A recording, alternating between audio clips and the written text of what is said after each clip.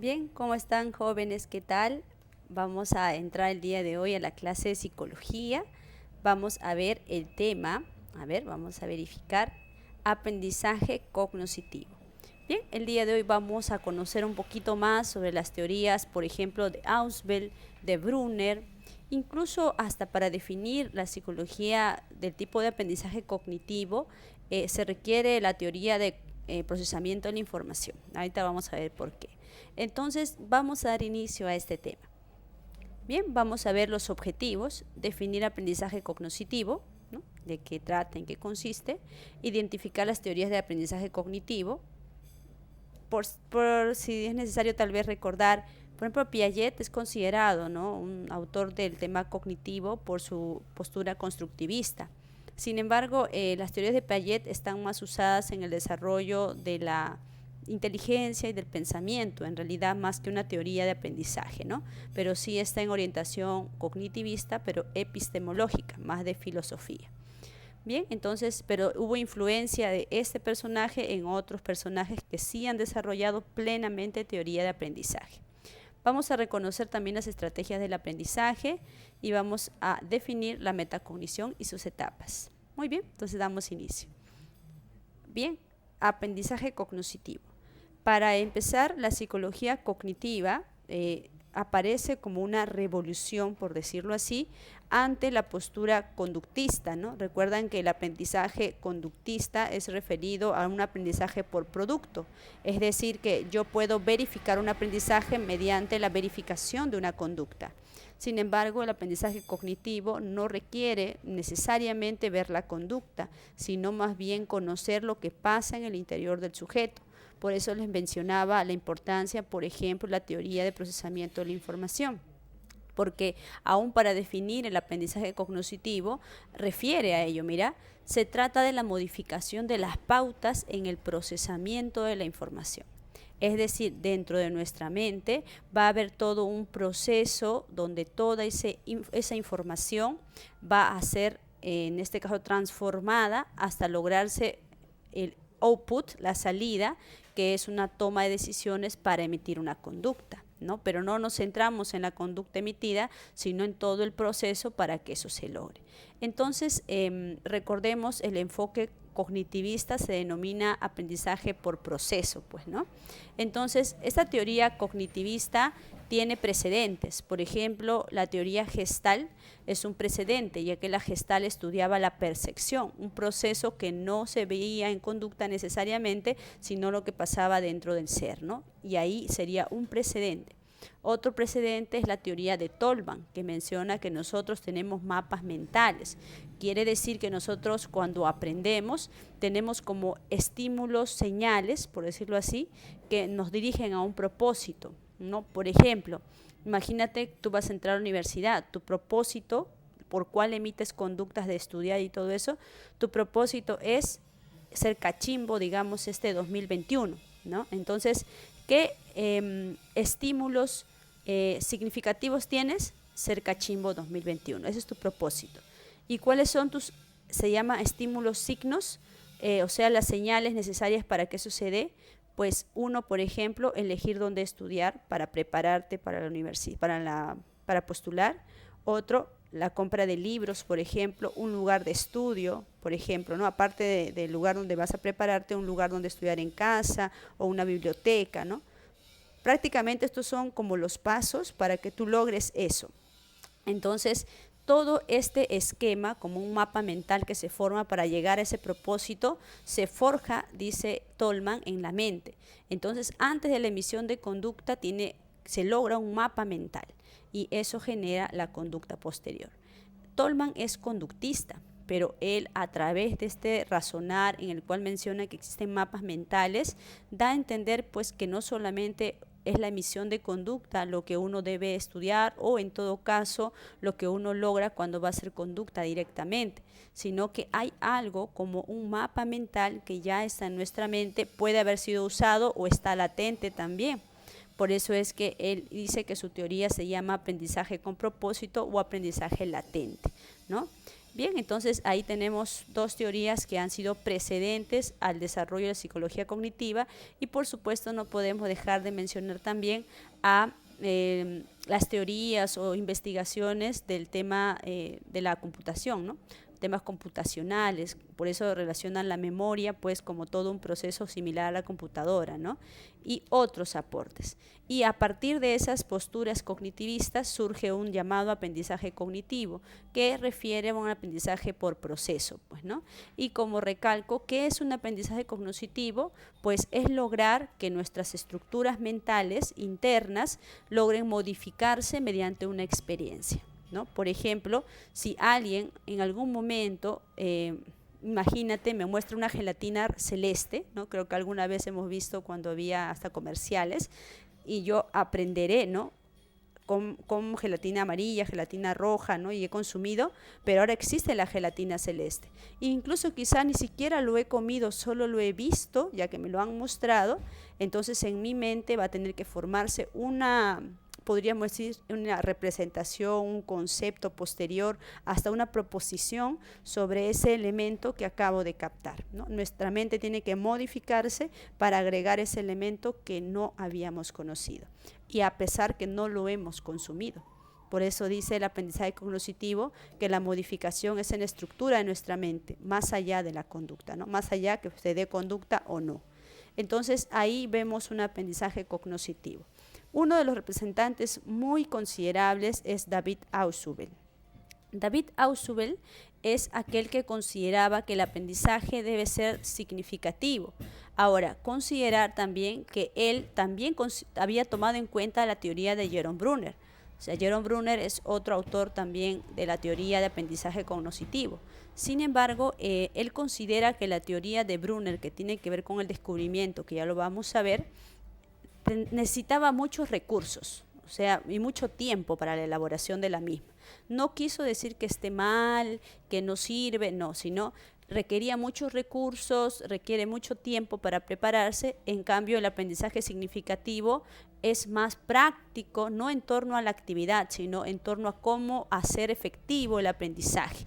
¿Por qué? Porque el aprendizaje significativo no directamente te lleva a la práctica, sino te permite usar tu conocimiento previo de las cosas para lograr un aprendizaje. Entonces, ¿qué es el aprendizaje según David Ausubel?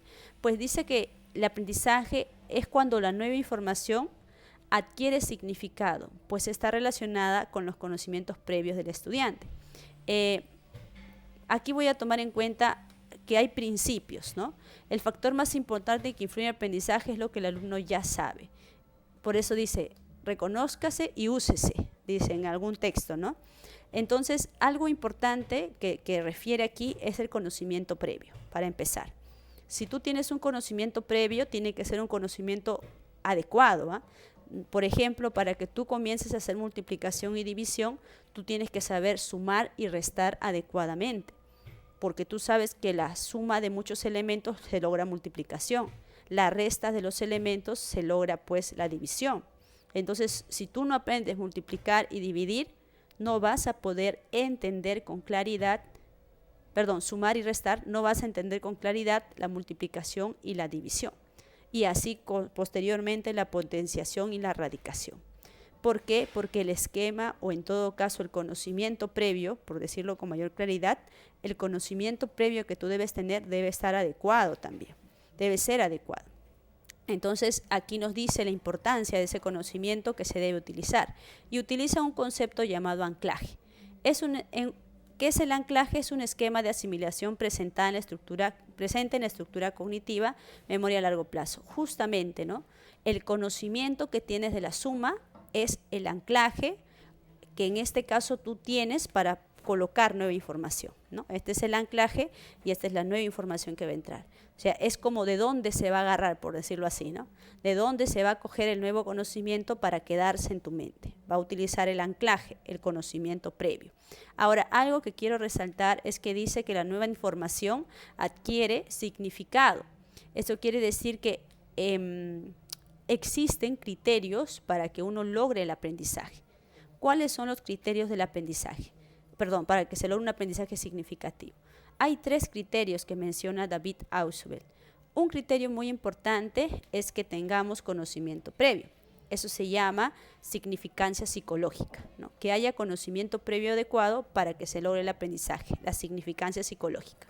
Aparte, el material nuevo que se quiere aprender o que te quieren enseñar tiene que tener lógica, tiene que tener coherencia, tiene que ser claro. Por eso se dice la significancia lógica, importante también. La significancia psicológica, un conocimiento previo adecuado. La significancia lógica, coherencia, claridad en el contenido, también acorde al tiempo o edad de aprendizaje del sujeto. Y el tercero es la actitud del sujeto. Ahora, tú dirás, pero maestra, entonces el primero y el segundo el docente puede manejarlo, porque él tiene que saber ayudarnos a encontrar nuestros conocimientos previos y tiene también que, en este caso, darnos pues las herramientas lógicas, el documento o la información que me quiere dar de manera lógica y coherente. Pero la actitud del estudiante el profesor no la puede manejar, pues dice Ausubel que el docente tiene que lograr generar justamente ese interés en el estudiante por la temática que está adquiriendo. Tiene que lograr esa motivación, podríamos decir, en el estudiante para que le preste el interés a ese material.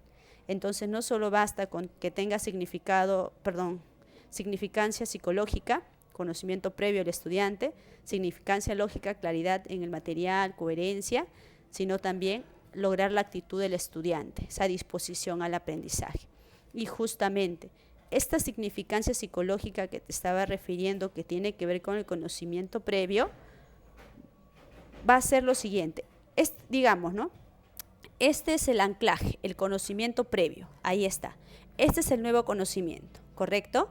Entonces, mira, este conocimiento previo anclaje, coherente, adecuado, claro, y el nuevo conocimiento, que es elaborado con coherencia, con claridad, se van, en este caso, unir, ¿no? Se va a anclar, porque justamente este es el anclaje, se va a anclar ahí, y el detalle va a ser este. Ahora toda esta estructura va a ser el conocimiento previo, porque ya aprendí, si yo sumaba, restaba, ahora multiplico y divido, y ya está ahí.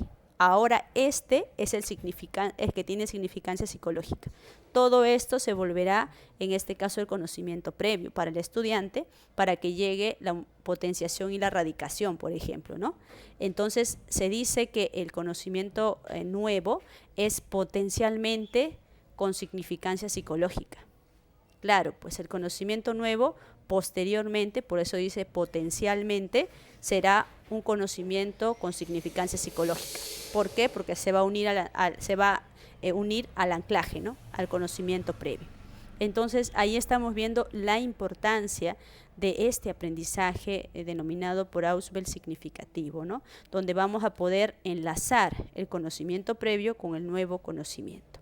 Ahora, algo también importante, él dice que nosotros logramos aprender y para ello hacemos que nuestra mente ordena la información que va adquiriendo, ¿no? Por ejemplo, mira, si ahora tú estás aprendiendo muchos conceptos, imagínate, ¿no?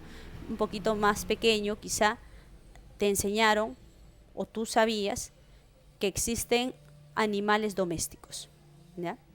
Perro, gato, y por ahí traen un canario y tú dices, ¿y eso qué es? Es un canario y es una fiera salvaje, ¿no? Imagínate que eres niño así curioso y dice, no, este es un animal doméstico, este podemos cuidarlo y criarlo en la casa. ¿Y no se quiere volar? Sí, pero se adecua a la casa.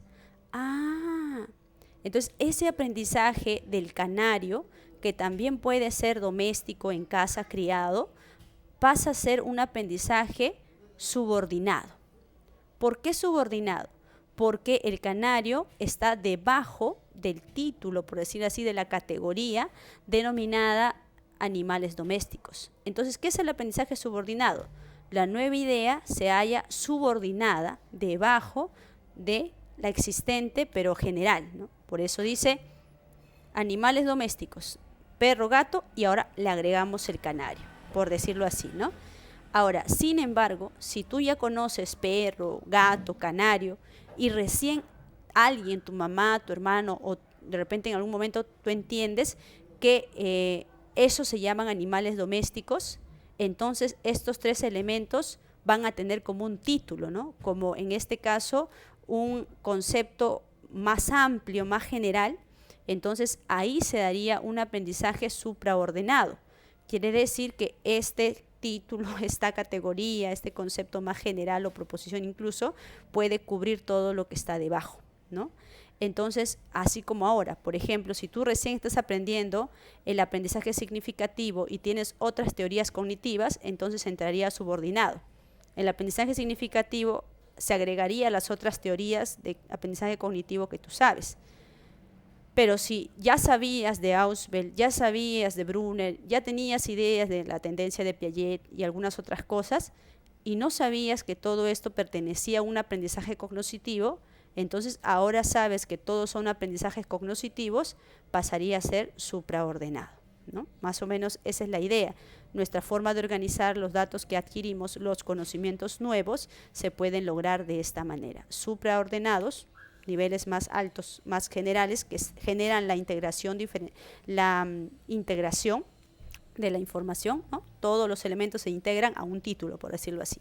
En cambio, el aprendizaje subordinado más bien los diferencia, ¿no? O sea, dice un elemento, dos elementos, tres elementos, ¿no? Ya, este elemento es debajo de esto, así que pertenece a este grupo, pero tiene cierto grado de diferencia, ¿no? Porque el canario, el gato, el perro tienen sus diferencias, ¿no? Entonces se da una diferencia, pero ya están debajo del título, por decirlo así. ¿Y qué es el aprendizaje combinatorio? Ya, mira, si el subordinado es título y lo demás debajo, por decirlo así, aprendizaje subordinado más elementos debajo ya del título, el aprendizaje combinatorio podría decirse que es un conocimiento nuevo que se agrega a la misma jerarquía de un elemento, no está arriba ni está debajo. Por ejemplo, imagínate, ¿no? El cuadrado y el rombo, ¿no? En este caso, estos elementos de rombo y cuadrado, sin considerar títulos generales, serían paralelos, ¿sí o no? O sea, no estarían el rombo encima del cuadrado o el cuadrado encima del rombo, ¿no? No existe esa categoría, sino están al mismo nivel. Ya, por ejemplo, a eso, sin conexiones de arriba ni conexiones hacia abajo, se le denomina aprendizaje combinatorio. ¿Ya? Ni conexiones arriba ni conexiones abajo, en el nivel paralelo, por decirlo así, ¿no? Entonces ahí se da un aprendizaje combinatorio, por eso dice la relación de los nuevos conceptos se realiza sin producirse inclusión, que sea parte de, o subordinación, que esté debajo de, ¿no? Entonces en este caso sin ni supraordenación, ni debajo ni arriba, en el mismo nivel, ¿no? Entonces ahí estaríamos viendo un caso, ¿no? Por ejemplo, mamíferos, ¿no? Ya tienes título todo, pero sin considerar títulos o divisiones, gato, perro, murciélago. Murciélago está también lacta, ¿no? Entonces estaría siendo al nivel del perro y el gato, por decirlo así, ¿no? En torno a, en este caso, características similares. Por eso también los aprendizajes combinatorios integran, ¿no? A partir de esta premisa. Entonces estaríamos viendo tres tipos de aprendizaje: el supraordenado, el subordinado y el combinatorio, ¿no? No está el combinatorio ni arriba ni abajo. Incluso vemos ahí algo importante: el supraordenado y el combinatorio buscan integrar la información que estaba dispersa, por decirlo así, en grupos más generales o características similares, ¿no? En el mismo rango. En cambio, el subordinado busca más bien la diferenciación, por eso hace mayor extensión. Bien, entonces ahí estamos viendo organización de aprendizaje significativo y hemos conocido qué es el anclaje, ¿no? El conocimiento previo que permite la adquisición del nuevo conocimiento, por decirlo así, ¿no? Muy bien, entonces ahí estamos viendo el aprendizaje significativo de David Ausubel, ¿ok? Y justamente algo importante que quiero considerar también es que David Ausubel dice que nosotros aprendemos, podríamos decir, a niveles, poco a poco. Por ejemplo, primero hacemos representaciones, digamos, ¿no? Te muestran este elemento y tú le dices mi monedero o el monedero de mi mamá, ponte el caso, ¿no? Entonces, tú aprendes los elementos tal cual son. Por eso se llama, este es un conocer representación, nada más. Entonces, esta representación es asociada a este elemento particular, al monedero de mi mamá. Todavía no lo generalizas. Lo primero es representación. Solamente guardas la información con respecto a algo particular. Pero al pasar el tiempo en el aprendizaje, tú puedes lograr concepto. Quiere decir que ahora este elemento es monedero y no necesariamente lo asocias a tu mamá, sino es un monedero que puede ser de cualquiera, que cualquiera puede tener un monedero, y eso hace un concepto en tu mente, ya lo generaliza, ¿no? Y también se abstrae, por supuesto. Entonces, ese monedero ya no representa solo al monedero de tu mamá, sino a todos los monederos existentes. Y posteriormente, la palabra monedero ya representa a todo también, pero ya no es la imagen monedero lo que está en tu mente solamente, sino que la palabra, el símbolo monedero, ¿no? Entonces, el desarrollo del conocer del ser humano, según Piaget, va desde representación, va a concepto y finalmente llega a simbolización, ¿no? Monedero propio de alguien, monedero imagen general, ¿no? Que pertenece a todos los monederos existentes, y luego la palabra monedero, que es un símbolo ya de lo que se denomina ese elemento, ¿no? Muy bien, entonces más o menos la idea del aprendizaje significativo de David Ausubel. Muy bien, ahora vamos a entrar también el otro aprendizaje de Jerome Bruner, ¿no? De repente usted ha tenido la experiencia, quizá en el colegio, quizá en algún lugar específico, donde pues tu docente aplicó ciertas estrategias para el aprendizaje en práctica, ¿no? Por ejemplo, en química, por ejemplo, en física, ¿no? Algunas materiales que envió al colegio, que trajo al colegio, que tú trajiste, para darte cuenta que había un conocimiento en las cosas. Por ejemplo, un globo, ¿no? Que lo frotan en tu cuerpo o en el cuerpo de cualquier persona y le acercan al papel y se adhiere, ¿no? Y tú dices, wow, ¿qué pasó ya? Ese es un tipo de forma de aprendizaje por descubrimiento. En cambio, en el caso del aprendizaje significativo, el docente puede entrar preguntándote, por ejemplo, tú te acuerdas, digamos, ¿no?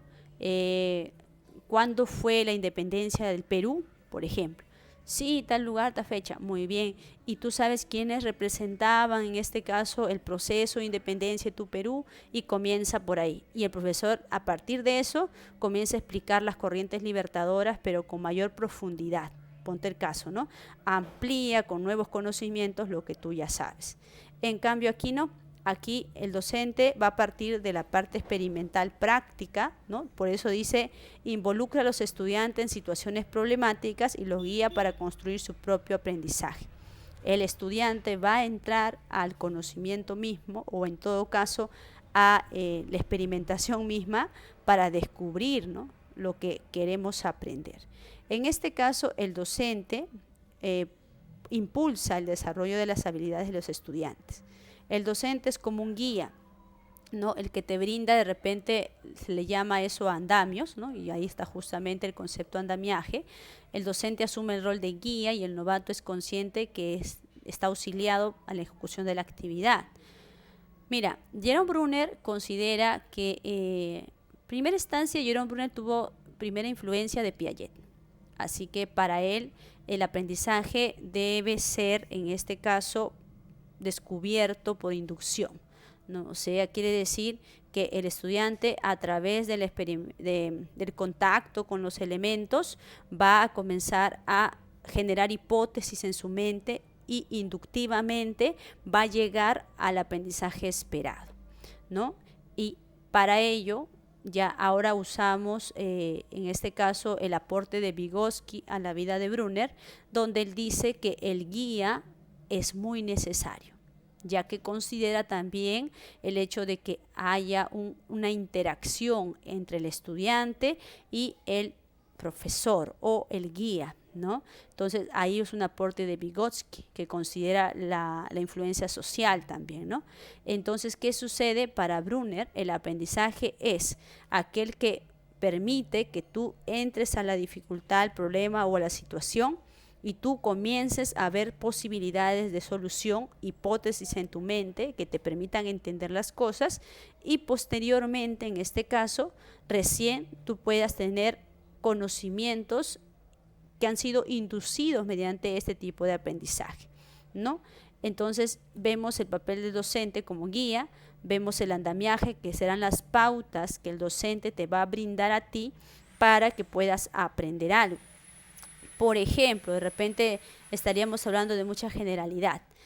Por ejemplo, el profesor en el colegio, no sé si te ha pasado a ti, probablemente te ha enseñado pues elementos prácticos, ¿no? Por ejemplo, a mí hace mucho tiempo me enseñaron los vasitos, 3 vasitos, 2 vasitos, a uno le echábamos azúcar y veíamos cómo se pierde el azúcar ahí, y al otro le echábamos aceite, ¿no? Y veíamos cómo el aceite nunca se diluía, ¿no? Sino que siempre estaba ahí flotando en el espacio del agua. Entonces el docente nos comenzó a explicar que existen tipos de combinaciones y mezclas, ¿no? Entonces existe pues posibilidad de que una sustancia pueda diluirse, disiparse o fusionarse, por decirlo así, con otros elementos, y hay otros que no se podrán hacer y por ende tienen diferentes concepciones, y comenzó a explicar, ¿no? A partir de la experiencia misma. El docente fue el guía, es más, él no nos dijo toda la información, nos preguntó, ¿no? En este momento, ¿qué ven ustedes? ¿Qué les parece? ¿Por qué sucederá? ¿No? Y justamente esas preguntas que elaboró el docente son las guías que te permiten que tú puedas ir descubriendo el conocimiento, ¿no? De las cosas, de lo que sucede en esa materia que estás tratando de aprender. Ahora, así también Brunner mencionaba las modalidades de representaciones, o sea, cómo es que el estudiante logra desarrollar un conocimiento. ¿Te acuerdas que en Ausubel te mencionaba que empiezas por representaciones, ¿no? Imágenes en la mente de las cosas muy particulares, y luego pasas a cosas más generales, y luego ya la palabra, ¿no? Es la que hace en este caso como símbolo. Casi similar, pero con algunas salvedades. Jerome Brunner menciona cómo podemos representar nosotros. Dice que primero a nosotros representamos en activos, quiere decir actividades motoras o formas de manipulación de objetos. Por ejemplo, ¿no? Imagínate, a ver, voy a hacerlo práctico. Mira, a ver, tú me podrías ayudar en esta actividad, de repente tú me puedes ayudar un poquito. Mira los deditos, a ver, esta posición. ¿Puedes hacerlo? Te va a servir para la vida, no te preocupes. No me estoy burlando de ti, aunque quiero. Mira, ponte así, ahí está. Mira la posición de mis dedos, ¿ah? Lo pongo en la pantalla. Ahora, cambia de posición de los dedos. Ahí. ¿Ok? Vuelve a cambiarlo. Ahora, yo lo hago más rápido. Con ritmo. Ahí está. Chévere. Ah, ¿te das cuenta? Ya, a ver. Ahora, y te voy a dejar un momento que sufras. ¿Te fue fácil? ¿Te fue fácil? Y en tu mente aparece la representación del movimiento. O sea, va a aparecer en tu mente una representación de la actividad motora que acabas de adquirir. ¿Ya? Es lo primero, lo en activo. La representación de lo que acabas de adquirir, más que todo en actividad en contacto material, ¿no? En contacto material. Muy bien, ahora, eso sería la primera fase del aprendizaje según este personaje. ¿Cuál dirás? La actividad. Luego viene lo icónico, que en este caso sería, por ejemplo, voy a cambiar de pantalla, dame un momentito, voy a cambiar de pantalla para ti, solo para ti, un ratito, no te asustes. Vamos a ver si puedo hacerlo así. Justamente la idea va a ser que tú puedas ver, ¿no? Algo ya de manera visual. A ver. No sé si se verá. Allá, ahí está. ¿Visualizas eso? Ahí está. Perfecto. Mira eso. Los hemisferios. ¿Ya? ¿Por qué esto, Miss? ¿Por qué esta representación?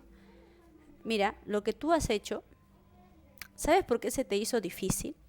Porque en el momento que tú estabas tratando de controlar el movimiento de cambio de dedos, pues los hemisferios que tienen control, recuerda que el control del hemisferio izquierdo es sobre el lado derecho, y el control del hemisferio derecho es sobre el lado izquierdo. Entonces, para que tú hagas el movimiento coordinado de los dedos, ha tenido que conectarse estos dos hemisferios, ¿no? Tanto el izquierdo con el derecho en la actividad motora, ¿no? Ciertamente cada uno tiene su particularidad, pero hay áreas motoras que han tenido que conectarse para que tú puedas, en este caso, adquirir este conocer o esta actividad puedas ejecutarla. Entonces, pues acabamos de ver algo, ¿no?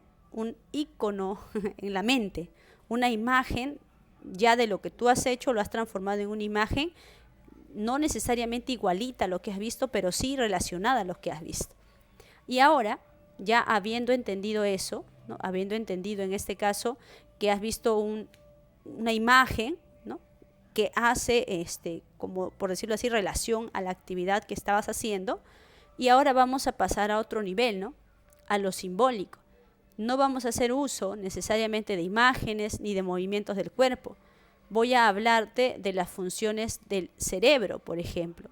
Y te puedo decir que cada hemisferio, como te decía, tiene su particularidad.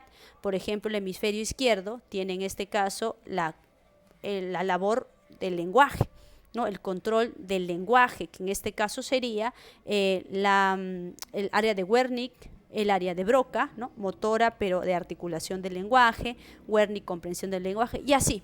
Y así podría hablarte sin necesidad de que tú veas una imagen, sin necesidad de que haya un movimiento en tu cuerpo. Pero te has dado cuenta que has pasado por las tres fases, en activo, icónico y simbólico. 3 elementos, ¿no? Que son muy importantes para un aprendizaje apropiado. Ahora, me parece también importante que nosotros nos demos cuenta de algo. En este caso, según este personaje, Jerome Bruner, nosotros logramos, ¿no? Desarrollar estos 3 niveles que ves tú aquí, ¿no? Los 3 niveles. Y a esta forma de aprender o a esa propuesta de enseñanza le llama el currículum espiral, ¿no? O sea, esta forma de enseñanza se practicó en Estados Unidos, porque en un momento dado Jerome Bruner fue convocado para poder modificar la currícula educativa. Entonces él aplicó el currículum espiral, partir de lo práctico, pasar a la imagen mental y luego lo simbólico. Un ejemplo más quizá te sea útil, lo voy a aprovechar. Por ejemplo, ¿no? Imagínate, ya esto tienes que imaginártelo, ¿ya? Imagínate niños sentaditos en un espacio y tú les das un vasito, ¿ya? Mira, te voy a pasar ese videito ahora, pero quiero que me des unos minutitos solamente porque tal vez en este caso lo puedas ver directamente o voy a tener que hacer una función más. Voy a tratar de hacerlo para que puedas ver. Pero algo muy importante que es te decía, un video. A ver, un momento. Vamos a ver si me deja visualizar esto. Ya, mejor hago captura. Ya, dame un momento, voy a hacerlo para ti, justamente este elemento. A ver. Ya. Un ejemplo más, ¿ya? Me pareció muy buen ejemplo, por eso lo voy a aplicar. A ver, un momentito, aquí va a estar. Ya, ahí está. Mira esto. Atento, solamente la parte que me parece prudente. Aquí justamente, para que no tengas tanta necesidad de la imagen mental. A ver. Y aquí va a empezar, ¿ah? Mira, ahí está, a ver. Según Bruner, el aprendizaje se da en 3 etapas, 3 fases, las cuales son las siguientes. La primera fase es la fase enactiva, en la cual el aprendizaje se da por contacto directo del individuo con los objetos. Vamos a aprender sobre el agua. Para eso yo les voy a dar un vasito, ¿no? Un vasito que usted me va a recibir, luego le pondremos agüita y lo que yo le vaya diciendo, vamos haciendo. Entonces me recibe un vasito que le voy a entregar a cada niño. Es un vasito transparente, un vasito que no tiene color porque es de vidrio. Bueno, rojito. Ya, Carolina. Ahora sí le vamos a poner Les voy a dar un poquito de agua, ¿no? Y nos quedamos con el agüita. Ahí con el agüita en su vasito. Eso.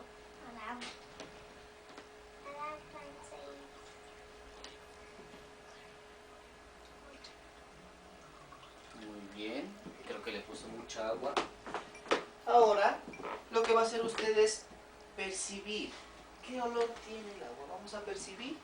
Nada. Vamos, percibimos. Muy bien. Segundo paso. Alcemos el vasito. Ahí. Y vamos a observar. ¿Qué pasa? Pongamos los deditos atrás del vaso. Atrás del vasito, atrás. Atrásito, atrásito. Y vemos por acá, a ver qué pasa, qué sucede. ¿No? Bueno, muy bien. Es fría. Es fría, transparente, me dice. Y el siguiente paso, vamos a tomar un bocadito de esa agua. Ya, muy bien. Ahora sí me van a entregar su vasito. Los dos primero. Y vamos a ver qué pasa con lo que hemos hecho, ¿no? Me entrega su vasito. 3. Segunda, fase icónica. En esta fase, el individuo, mediante la presentación de imágenes, se hace una idea del objeto en estudio. En esta parte, ya no tenemos el vasito con el agua, porque ya lo probamos anteriormente, ya observamos, ya lo percibimos. Ahora vamos a ver esta imagen que tenemos aquí, ¿no? Vamos a observar la imagen. Ustedes pueden ver que la pared era blanca, ¿no? Y el agua, ¿qué pasa? Se refleja el color de la pared. ¿Por qué será? Porque es transparente. Porque es transparente, ¿no? ¿Tendrá color el agua? No. No tiene color. Veamos la siguiente imagen. ¿Qué pasaba cuando percibíamos el agüita? El No olor. tenía olor. Ningún olor no tenía, ¿no es cierto? No tiene colorante. No tiene colorantes, ¿no es cierto? Muy bien. Y cuando saboreamos, ¿qué pasó? No tiene sabor. No tiene sabor porque es simple. Muy bien. Tercero, fase simbólica. En esta fase, el individuo transforma las imágenes y la acción a el lenguaje. Bueno, entonces en esta parte, niñas y niños, vamos a recordar todo lo que hemos aprendido, ya sin imágenes, ya sin el agua, solo a recordar. Primero, empecemos por Carito. ¿Usted qué nos puede decir del agua? Que No tiene color. no tiene color, muy bien. Jorgito, ¿qué nos puede decir usted? Es simple y no tiene colorante. Muy bien. ¿Usted qué más nos puede decir, Nicole? Igual que la color. No tiene colorante. Y cuando la probamos, Es simple. es simple. Y cuando la percibimos, Steven, No tiene olor. no tiene ningún olor. Muchas gracias. Nos damos muchos aplausos porque hemos aprendido las propiedades del agua, ¿no? Muy bien. Ahora sí, ¿no? Hemos podido ver en este caso un videíto, podríamos decir, complementario, ¿no? Y justamente la intención es esta, ¿no? Mira, si tú te has percatado, en primera instancia, la mayoría de los conocimientos de Brunner de en torno al aprendizaje se han aplicado a las escuelas. En este caso se dice que el aprendizaje en activo está orientado más a personas, en este caso, que están en la infancia, ¿no? La primera infancia, le decían antes, en este caso desde los 0 hasta los 3 añitos aprox. Luego, icónicas estaría dada más para de 3, 4 y 5 años. Y simbólica sería una forma de trabajo más de 6 para arriba. Sin embargo, ya a partir de 6 para arriba no significa que solamente la simbólica se trabaja, sino que se trabaja todo el proceso, desde lo simple a lo más complejo, por decirlo así. Y justamente, y ustedes lo hemos demostrado, ¿no? En la primera parte, cuando te pedí que hagas el movimiento de los dedos, veías que tú, siendo adulto, podías aprender también desde la parte motora hacia la parte simbólica.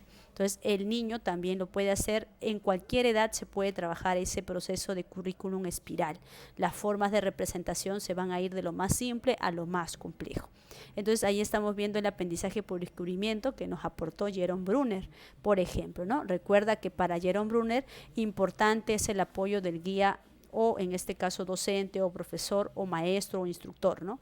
Que te da los andamios. ¿Cuáles serían los andamios? Pueden ser preguntas. Por ejemplo, el profesor que lo hizo con niños, en este caso, comenzó a hacer preguntas, ¿no? ¿De qué sabor parecía? ¿Por qué? A ver, pon tu mano detrás del vaso, ¿no? Es una indicación, por ejemplo, un andamio que él pueda subir y luego darse a conocer algo, y ya el profesor cuando ve, o el guía cuando ve que el andamio ya fue útil, ya logró el aprendizaje, entonces saca el andamio porque ya no es necesario. Por eso dijo, ¿no? Ahora ya no vamos a poner imágenes, ahora ya no vamos a tocar el elemento, te voy a ir pidiendo a ti que me expliques, ¿no? Como que él mismo se da cuenta en qué momento ya es tiempo de poder retirar ciertos andamios, ¿no? Y cambiar el proceso, mejorar el proceso. Entonces ahí vemos el aprendizaje por descubrimiento de Jerome Bruner. Y pues estas dos teorías son las que más en este caso se han tomado en cuenta para el aprendizaje básico, ¿no? Porque en este caso en el examen de admisión han venido estas dos teorías, tanto Ausubel como Bruner, y también la teoría de procesamiento de información que había mencionado solo para definir en este caso a la teoría de aprendizaje significativo. Ahora vamos a entrar en este caso a otra fase. Lo que pasa es que en el aprendizaje cognitivo lo que han buscado hacer es sacar el mayor potencial de la mente, ¿no? Tanto en este caso en sus aprendizajes como en algunas estrategias para aprender también. Entonces tenemos, por ejemplo, varias estrategias que aquí nos están manifestando. El repaso, existen dos tipos de repaso. Hay un repaso simple en el cual el estudiante o aquel que quiere adquirir un conocer lee y relee, ¿no? Es decir, trata de leer el contenido y en este caso tener los puntos a favor y en contra de lo que ha entendido, ¿no? En cambio, el repaso con apoyo es cuando la persona, en este caso, lee, pero utiliza el subrayado, ¿no? En este caso, o resalta, incluso puede copiar algunos contenidos, ¿no? Eso sería, por ejemplo, un repaso con apoyo. Ahí sería una de las estrategias básicas para aprender. Otro tipo de, en este caso, aprendizaje o estrategia de aprendizaje sería el aprendizaje por elaboración, ¿no? O estrategia de aprendizaje de elaboración. Aclarando, ¿no? Que estas estrategias van de lo simple a lo complejo también, ¿no? Y también considerar ciertos contenidos, porque primero repasas, ahora vas a elaborar. Y cuando yo me refiero a elaboración, me refiero a poder hacer también de dos tipos, elaboración simple y elaboración compleja. Por ejemplo, una elaboración simple sería pues mnemotecnias, ¿no? ¿Quién no ha escuchado sopa, sopa, sí y puntos suspensivos, ¿no? Claro, creo que la mayoría en la etapa de colegio y aún en la etapa pre-base ha escuchado, ¿no? Sopa, sopa, sí. Y algo muy curioso que te comento es que este enunciado o esta mnemotecnia es muy práctica. Creo que la mayoría recuerda la regla del serrucho, ¿no? Sin embargo, si tú te percatas, tú puedes preguntarle a alguien de fuera que no está estudiando, que ha terminado el colegio recién o que en todo caso ha estado en la pre un tiempo nada más, si sabe o se acuerda de qué significa sopa, en todo caso, qué es sopa, sopa, sí, te puede decir la regla del serrucho. Pero tú le podrías preguntar, ¿y en qué consiste? ¿De qué trata? ¿Para qué sirve? Y muchas veces no te van a poder dar respuesta. ¿A qué se deberá? Es que han hecho una elaboración, se podría decir simple, una mnemotecnia, ¿no? Un acrónimo, una oración o historia para que quede grabada la información con mayor tiempo y algo de aprender. Pero no es igual a hacer, por ejemplo, una metáfora, una analogía, ¿no? Para explicarte algo, como por ejemplo, o para hacer un ejemplo, uno tiene que tener mayor comprensión. ¿Tú crees que hacer, por ejemplo, esto del profesor o hacer lo que yo te estaba tratando de realizar con el cerebro es algo de elaboración simple? La metáfora, las analogías, no son tan simples. Por ejemplo, mira, hay una teoría de Vygotsky que aportó para Bruner en su tiempo algunas concepciones socioculturales, pero Vygotsky decía que nosotros aprendemos por zonas, por decirlo así, ¿no? La zona real, zona proximal y la zona potencial, por decirlo así. Es como, imagínate, ¿ya? Voy a utilizar elementos, pero en realidad en la mente lo puedes hacer también, ¿ah? Solo voy a utilizar elementos para poder tenerte atento. Mira, imagínate esta plantita, aquí la voy a mostrar para que la veas con claridad. Ahí está, sí, es tan bella como yo. Ya, mira, más o menos la idea es esta. El aprendizaje de Vygotsky sería dado de esta manera, mira. La base de la planta sería el aprendizaje real. El tronco, la estructura que sube, sería el aprendizaje potencial, porque te lleva a algo, ¿no? A algo mayor. Y la copa, que hasta brinda frutos, sería el aprendizaje potencial. La raíz, por decirlo así, la parte base, ¿no? Sería el aprendizaje real, o lo real, zona real, lo que tú sabes. La zona potencial te lleva, la zona proximal te lleva a la zona potencial. Cuando tú sabes algo acá y vas a ir aprendiendo hasta llegar acá con ayuda y luego solito, cuando llegas con ayuda hasta acá, hasta ahí es potencial. Pero cuando ya lo haces solito, es como si una semillita cayera otra vez a tierra y se vuelve otra vez zona real. Vuelve a crecer el tronco con zona potencial y cuando aprendes el conocimiento ya sin ayuda, zona potencial se transforma en real otra vez. ¿Me dejo entender? O sea, zona real, zona proximal y zona potencial. ¿Sí? Lo que sabes, los pasos para llegar a algo, lo que sabes con ayuda, ¿no? Estos pasos que te están ayudando para llegar. Cuando tú ya aprendes todo lo que has adquirido ya propiamente solo, ahora vuelve a zona real.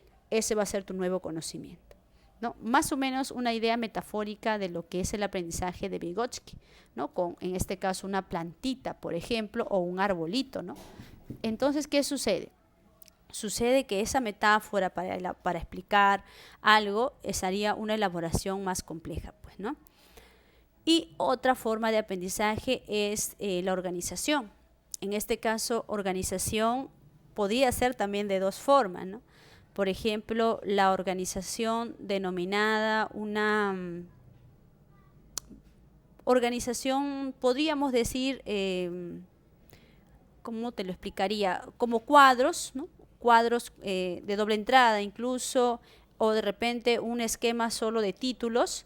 Ya, eso sería una organización, podríamos decir de esquema, ¿no? Una organización también menos compleja. Entonces, ¿qué pasa? Porque cuadros yo puedo hacer, por ejemplo, imagínate, ¿no?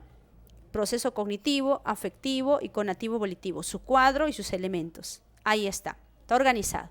Pero no estoy trabajando la relación entre ellos, solamente estoy conectándolo en un cuadro que más o menos pueda dejarme entender la idea. O quizá hago un esquema, pero un esquema simple. Pongo, por ejemplo, título, ¿no? Imagínate, la oración. La oración tiene sujeto, predicado, y pongo sus nombres, ¿no? Ahí sus elementos que bajan, ¿no? Ya está. Y una oración es esto, por ejemplo, ¿no? Lo básico. Una oración, su ejemplo, ya está, lo necesario. Pero, ¿qué pasaría si es que de repente yo trabajo un esquema más complejo, como es en este caso? Mira, lo que el docente ha hecho aquí no es un esquema, una organización sencilla, ¿no? Es una organización con conceptos, con conexiones, hasta interconexiones. Mira, ha sacado información para aquí, para allá, para acá. Incluso si nosotros retrocedemos al esquema anterior, también vemos conexiones, mira.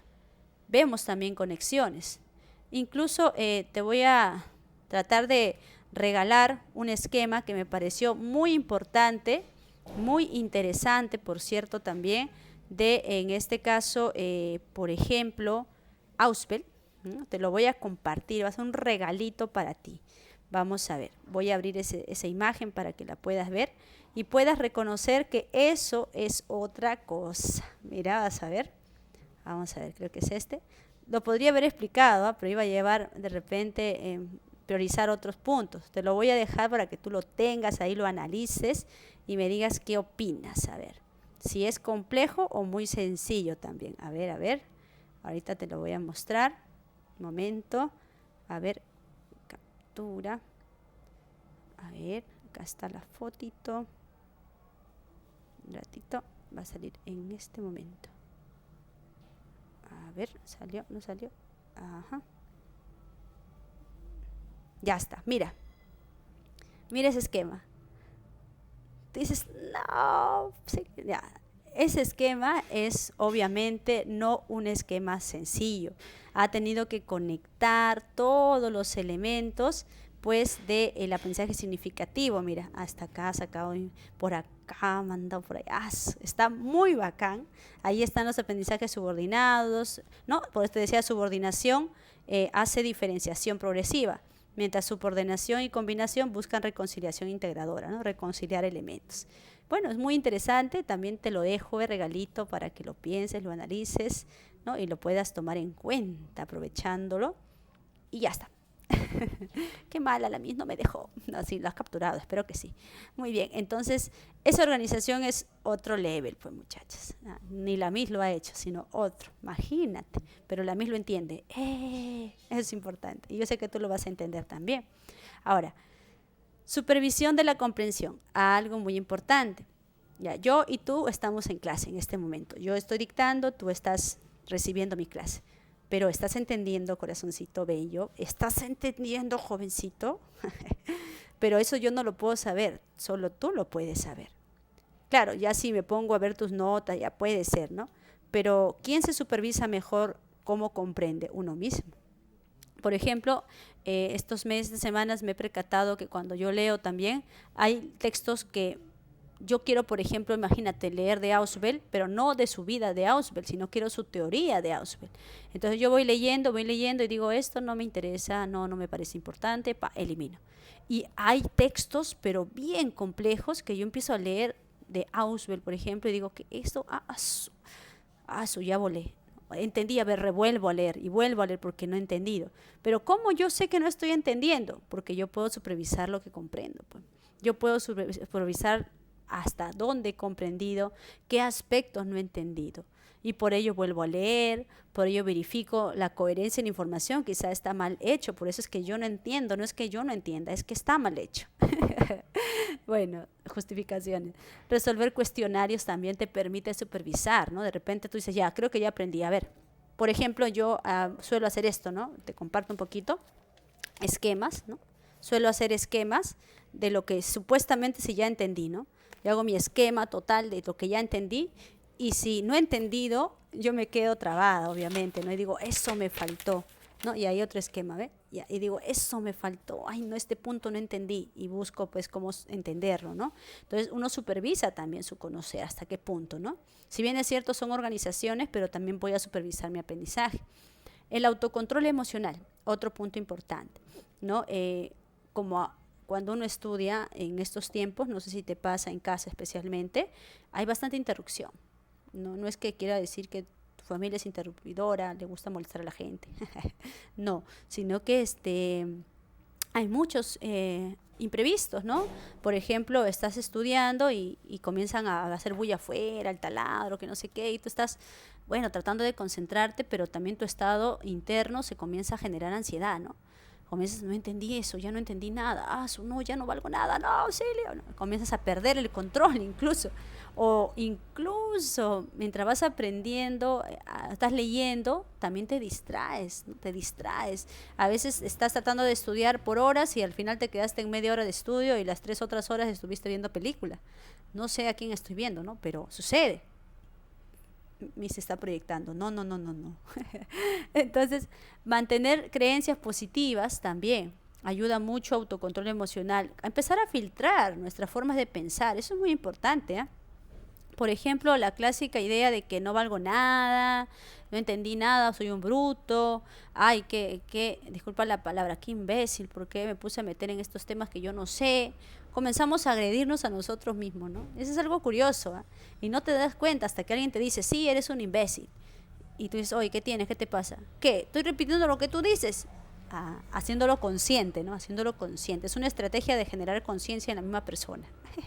Entonces, esas formas de también tú expresarte hacia ti mismo te genera mayor ansiedad, mayor exigencia. Crear un entorno positivo también ayuda, el ambiente donde estudias, por ejemplo, para que tengas un mayor manejo de tu aspecto interno también. Administración del tiempo, muy importante. Justo yo comentaba con una persona, le decía, yo trabajo con tiempos, ¿no?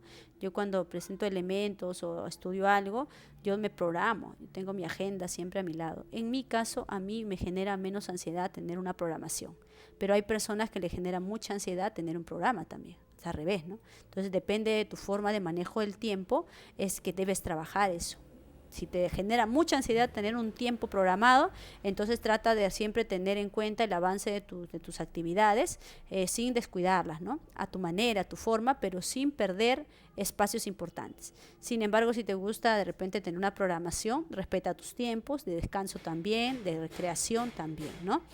Siempre es importante tiempos de socialización con la familia, tiempos de amistades, tiempos de contactos sociales, y también son importantes los tiempos de recreación para ti y los tiempos de estudio, porque tu cerebro tiene que nutrirse diariamente con algo para que pueda estar estimulado al aprendizaje, ¿no? Entonces, el autocontrol emocional, controlar tus estados afectivos para que todo lo que estés haciendo se pueda hacer efectivo, justamente, ¿no? Se pueda hacer adecuado. Bien, entonces ahí vemos las estrategias del aprendizaje.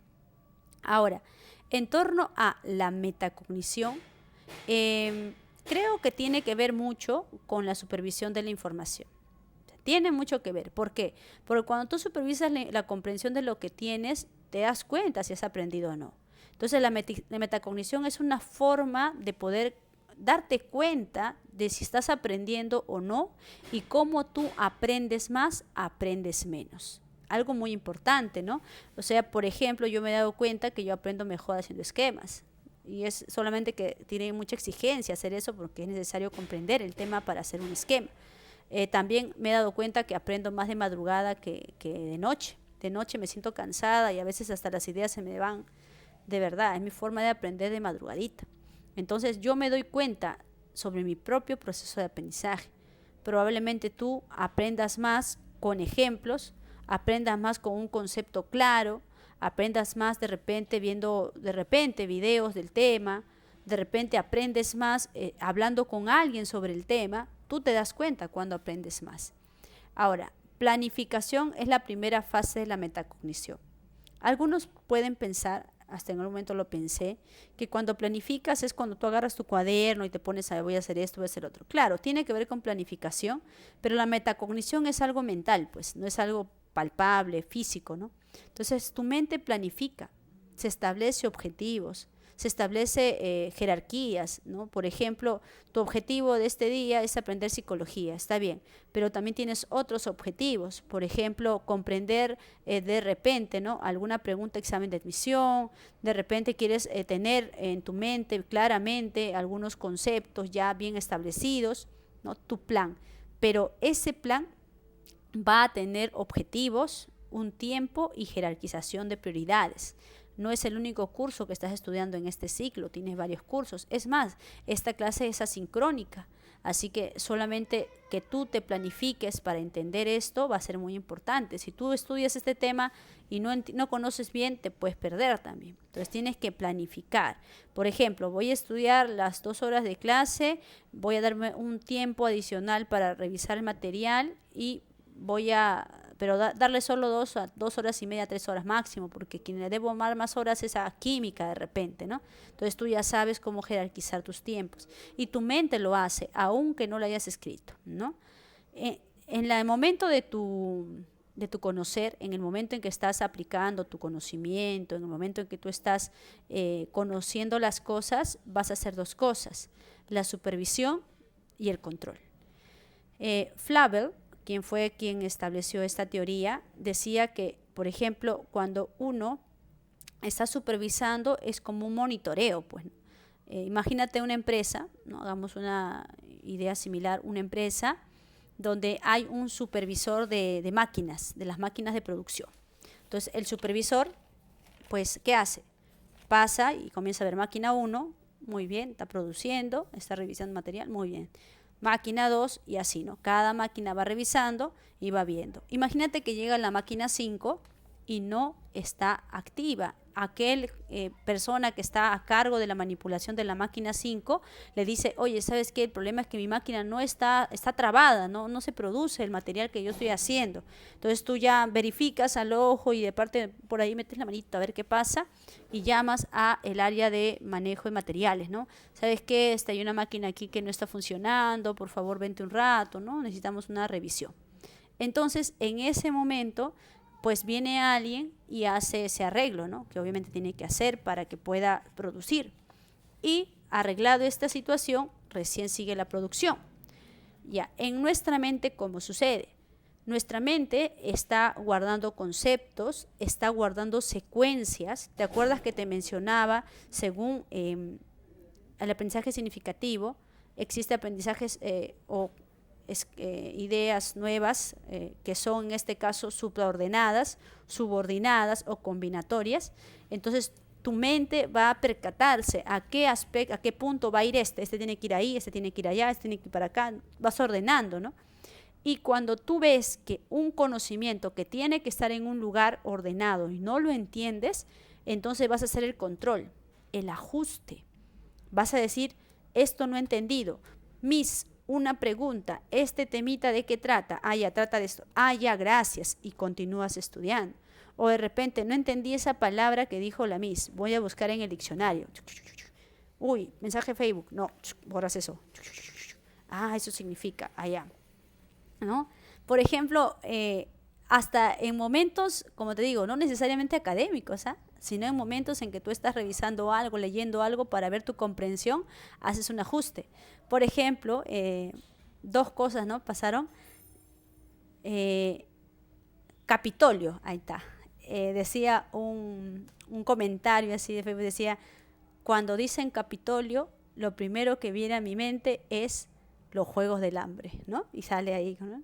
Y luego mi mente dijo, claro, yo también puedo asociar eso, pero ¿qué significa Capitolio? No me acordaba muy bien. Y reviso, ya, tiene que ver con algo de gobiernos y todo eso, ¿no? Entonces dije, ya, ahora entiendo el mensaje, ¿no? Algo así, ese ajuste llamado control, ¿no? Igual, mi mamá me comentó justamente de Trump, que fue al Capitolio, ¿no? De Estado, allá en Estados Unidos, para hacer la protesta por los votos y todo eso. Y ya mi mente, Capitolio, ¿no? Lugar de gobierno y todo eso, ya sé de qué trata. ¿Pero por qué? Porque ha habido una supervisión y control cuando quise instaurar ese nuevo concepto con claridad. Entonces, esa supervisión a eso se refiere.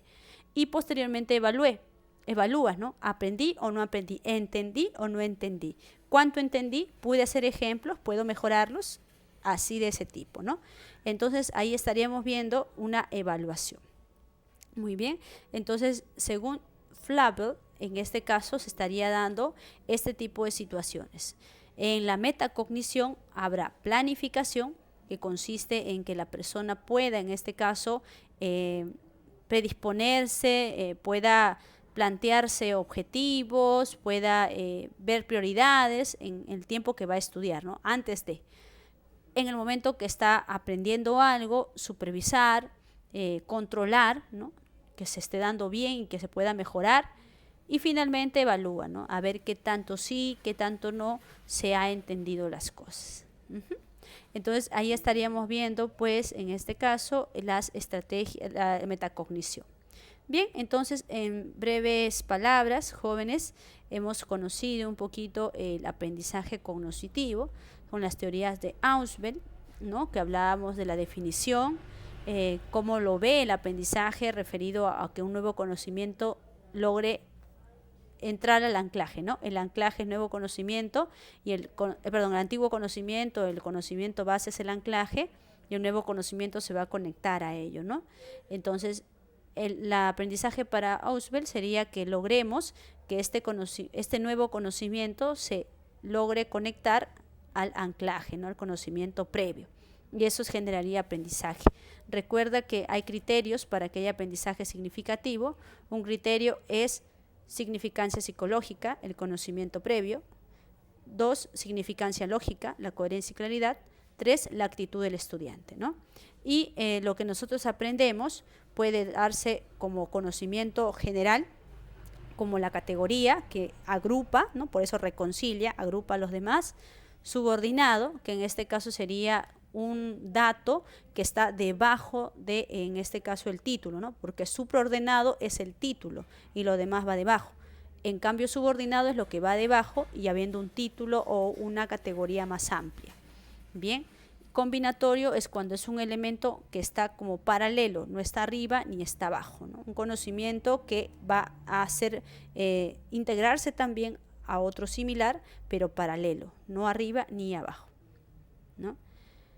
En este caso, el aprendizaje por descubrimiento de Jerome Bruner, habíamos mencionado la importancia de involucrar al estudiante en el aprendizaje, donde el estudiante es guiado por un docente, ¿no? O un guía en este caso, que le brinda andamios, ¿no? Que son pautas, preguntas, de repente algún tipo de caso básico para que podamos dar por inducción un conocimiento nuestro, tengamos por inducción un conocimiento, ¿no?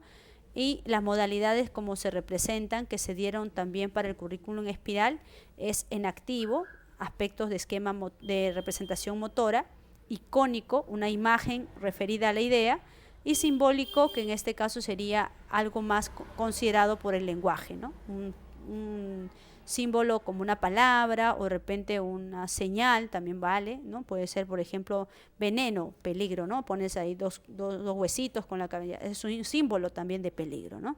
También puede ser. Hemos visto las estrategias de aprendizaje, ¿no? Repasar, simple y con apoyo, elaboración simple y compleja, organización de esquemas y organizaciones más complejas también, supervisión, monitoreo y, ¿no? En este caso, ver respuestas de solucionar y todo eso, trabajar ello, el autocontrol de tu propio ser y la metacognición, que sería planificar, supervisar y evaluar, ¿no? Supervisión y control incluso. Muy bien, entonces hasta ahí estaríamos viendo pues la clase el día de hoy y esperemos pues encontrarnos en otro momento ya la siguiente clase, ¿no? Bien, entonces chicos, muchísimas gracias por su plena atención. Nos veremos pues la siguiente clase. Cuídense.